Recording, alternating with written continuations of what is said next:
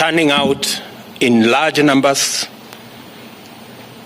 in the most democratic election in the Republic of Kenya, the most peaceful election in the Republic of Kenya,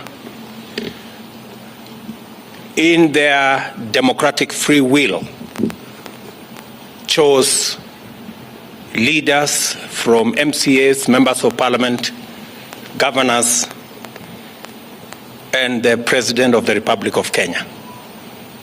On behalf of the Kenya Kwanza team, I want to appreciate the people of Kenya for giving us the opportunity to manage the affairs of our great country for the next 5 years.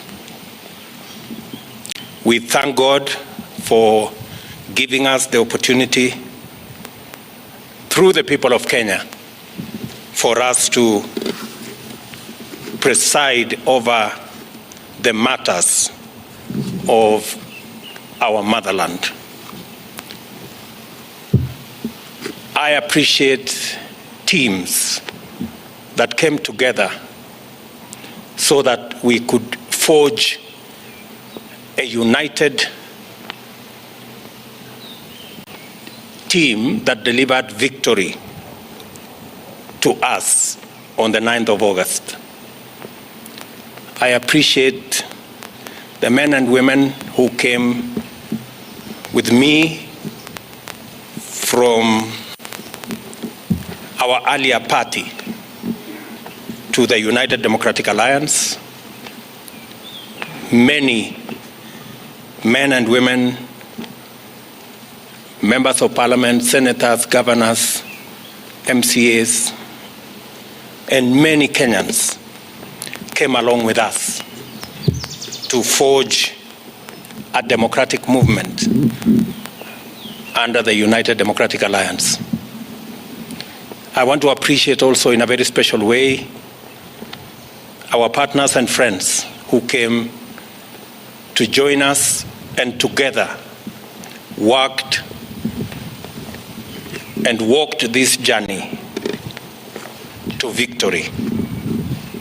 Our brothers in ANC, our brothers in Fort Kenya, in Chap Chap, in DP, and all the other parties that joined us. And because of their contribution, because of their decision to work with us under very difficult circumstances, we won this election. Today, I am proud to announce the men and women who will serve in the cabinet of the Republic of Kenya by God's grace. And before I do that, let me say that this exercise is important because although we have a cabinet, which I met with my good deputy this morning,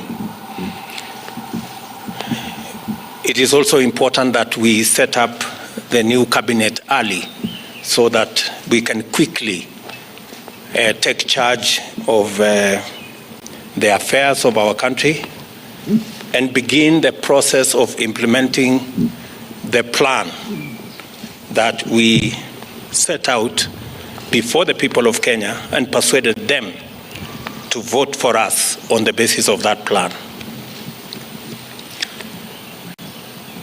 And it's because of that reason, and after extensive consultation with our teams, I am going to announce the following.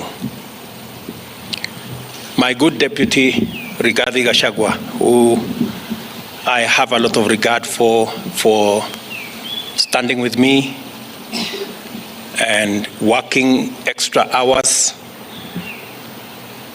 and being part of my support team, and now, by God's grace, he is the Deputy President of the Republic of Kenya. As I promised, my deputy is going to be a very busy person. And I am sending an executive order for print to assign my deputy very clear responsibilities that will assist me be able to discharge the responsibility, the heavy responsibility put on my shoulders by the people of Kenya, as is in accordance with the Constitution of Kenya. The Deputy President will deputize the President in the execution of all President's functions that are allowed by the Constitution and law. He will chair cabinet committees. He will oversee the implementation of cabinet decisions across all ministries and departments. Number 4, he will coordinate intergovernmental relations between the national government and the county government, including chairing the Intergovernmental Budget and Economic Council, commonly known as IBEC. He will be the liaison between the constitutional commissions and independent offices in matters that require intervention by the national government, including budgets, policy formulation, and implementation of their recommendations.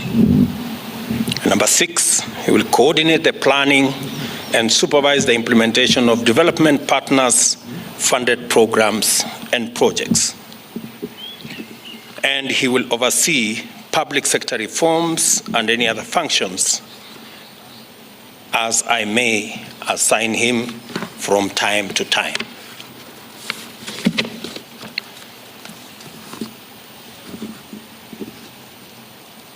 We have again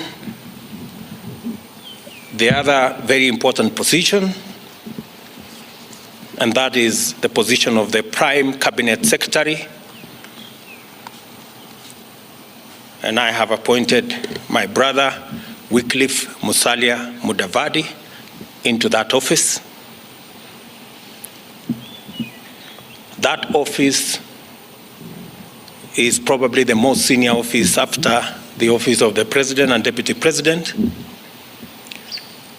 And I have set out functions for that office. He will assist the President and Deputy President in the coordination and supervision of government ministries and state departments, in liaison with the ministry responsible for interior and national coordination, oversee the implementation of national government policies, programs, and projects.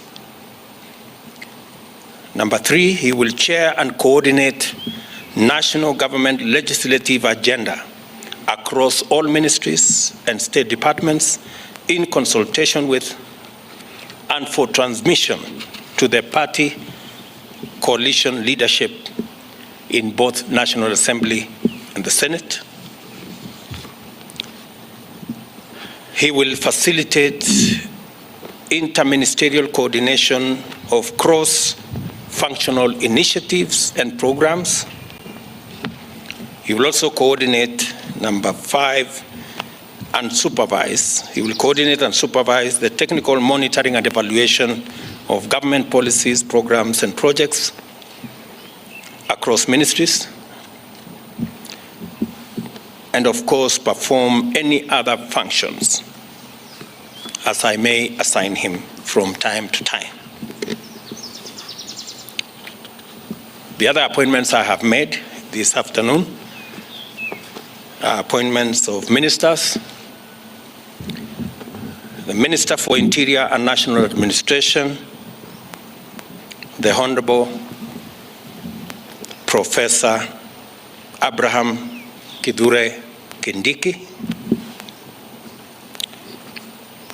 The Minister for National Treasury and Planning, Professor Njuguna Ndung'u.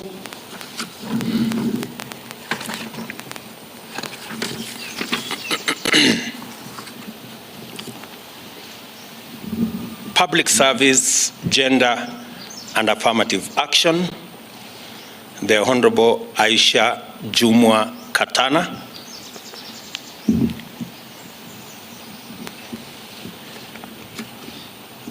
Ministry of Defense, the Honorable Aden Bare Duale. Ministry of Water, Sanitation and Irrigation, the Honorable Alice Mudhoni Wahome.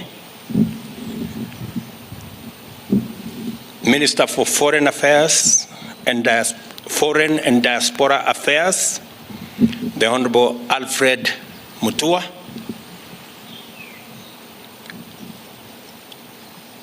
Minister for Trade, Investment and Industry, the Honorable Moses Kuria. The Minister for East African Community, Arid and Semi-Arid Lands and Regional Development, Rebecca Miano.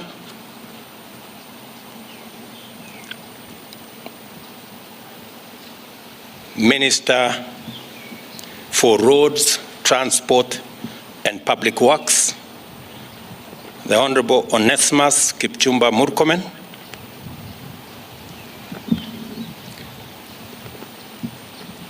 Minister for Environment and Forestry, the Honorable Rosalinda Soipan Tuya.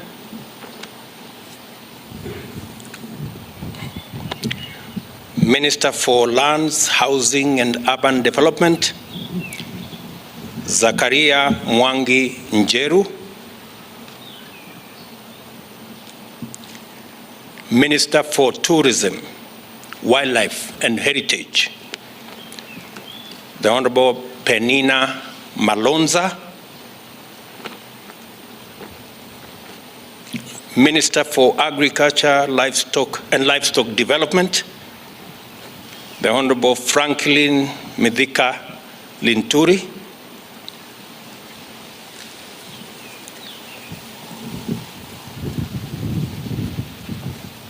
Minister for Health, Susan Nakumicha Wafula. Minister for Information, Communication and Digital Economy, Mr. Eliud Owalo. Minister for Education, Ezekiel Machogu. Minister for Energy and Petroleum, Davis Chirchir. Minister for Youth Affairs, Sports and Arts, Honorable Ababu Namwamba.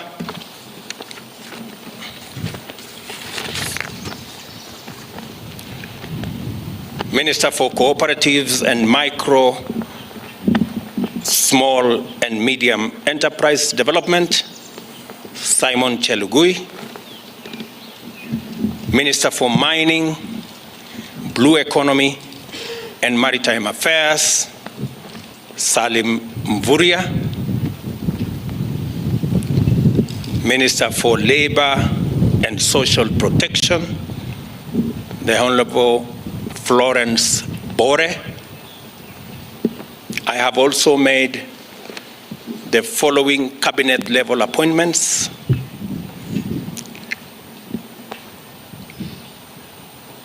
Advisor on Women Rights Agency, Harriet Chigai. Advisor National Security or National Security Advisor, Monica Juma.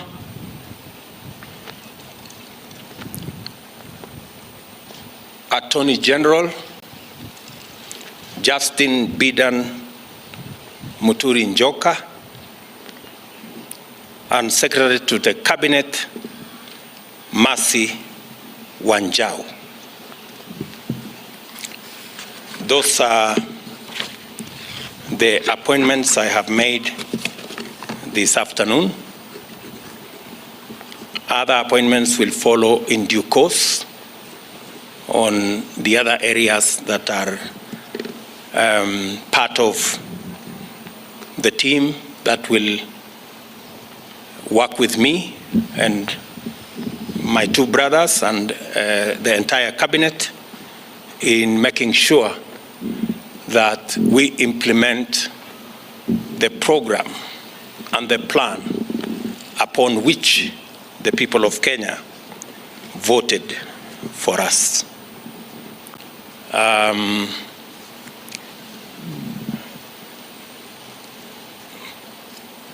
This afternoon also, I have received communication from the Inspector General of Police, Mr. Mutiambai, of his request to proceed on terminal leave because of his health situation. I have, after discussing with Mr. Mutiambai and in consideration of his service to our nation and his health situation, I have accepted that Mr. Mutiambai will proceed on terminal leave on the 6 months that he still has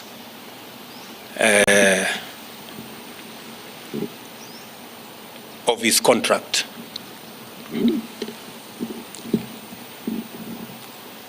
I have also received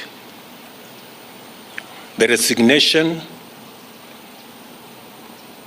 of the Director General of CID,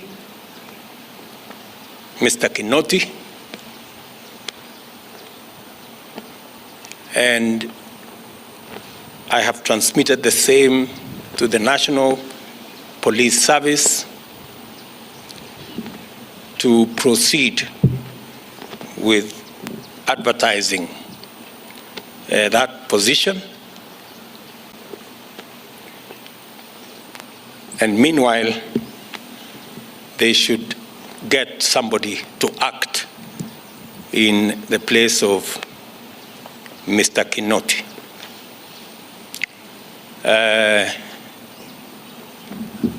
Some consultations were going on. I wanted to confirm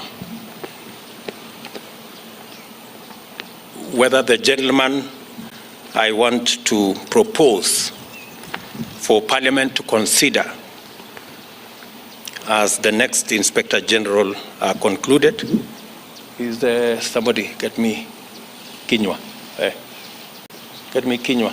Bring the.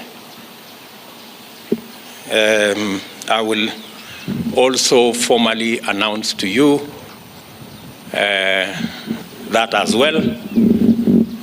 All in the exercise of trying to assemble the next administration so that we can, all of us, begin to work on the nuts and bolts of the transformation of our country. We appreciate that we have a difficult economic situation in our hands, but I am confident that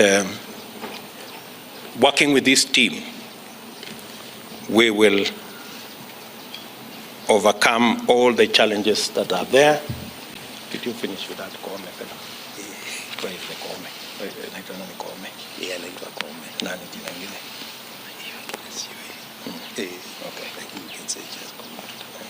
Who is currently?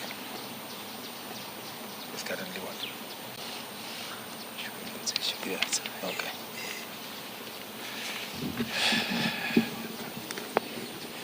Once I conclude my consultations with the head of public service here, the name of the new Inspector General of Police will be released this afternoon. So, with those many remarks, ladies and gentlemen, I want to take this opportunity to wish the men and women on this list, the great people who will assist us deliver on the Kenya Kwanza plan. I wish them well. They will now proceed to Parliament for the exercise in Parliament so that Parliament can approve and give me the opportunity to finally conclude the appointment and get each and every member of this team to work. Asanteni sana, and may God bless you.